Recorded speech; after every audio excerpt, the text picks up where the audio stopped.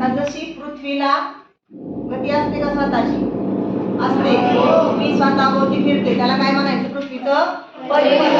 आणि पृथ्वी स्वतःभोवती फिरता फिरता कोणाभोवती फिरते? सूर्याभोवती. त्याला काय म्हणायचं? परिभ्रमण. मग जशी पृथ्वी स्वतःभोवती फिरते आणि स्वतःभोवती फिरता फिरता ती कोणाभोवती फिरते? सूर्याभोवती. मग तिला सूर्याभोवती फिरायला किती दिवस लागतात? 365 दिवस आणि स्वतःभोवती फिरायला किती वेळ लागतो? 24 तास. या 24 तासांचाच काय होतो? एक दिवस. पृथ्वीचं परिवलन आणि पृथ्वीचं परिभ्रमण. मग ज्याप्रमाणे पृथ्वी स्वतःभोवती फिरता फिरता सूर्याभोवती फिरते, तसाच चंद्र सुद्धा स्वतःभोवती फिरता फिरता स्वतःभोवती फिरता फिरता आणि पृथ्वी कोणाभोवती फिरत असते? सूर्याभोवती. म्हणजे चंद्र अप्रत्यक्षपणे सूर्याला काय घालत असतो? प्रदक्षिणा.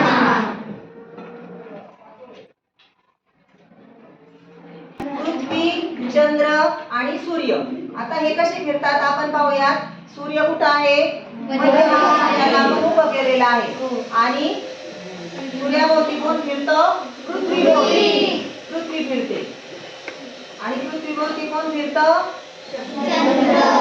आता पहा, पृथ्वी कशी फिरते? स्वतःभोवती फिरता फिरता सूर्याभोवती फिरते.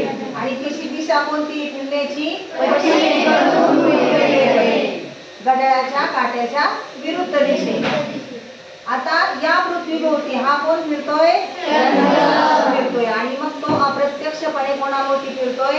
सूर्याभोवती. याच्यावरून आपल्याला असं लक्षात येतं, चंद्र, पृथ्वी आणि सूर्य यांच्यातला सहसंबंध.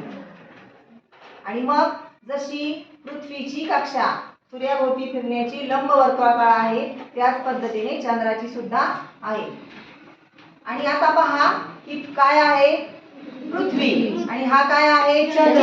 पण तुम्ही जर अंतर लक्षात घेतलं तर या चंद्राचं आणि या पृथ्वीचं अंतर समान नाही आहे का? समान फिरण्याचं नाही. मग ज्यावेळी चंद्र आणि पृथ्वी यांच्यामध्ये जास्तीत जास्त अंतर असतं त्या स्थितीला काय म्हणायचं?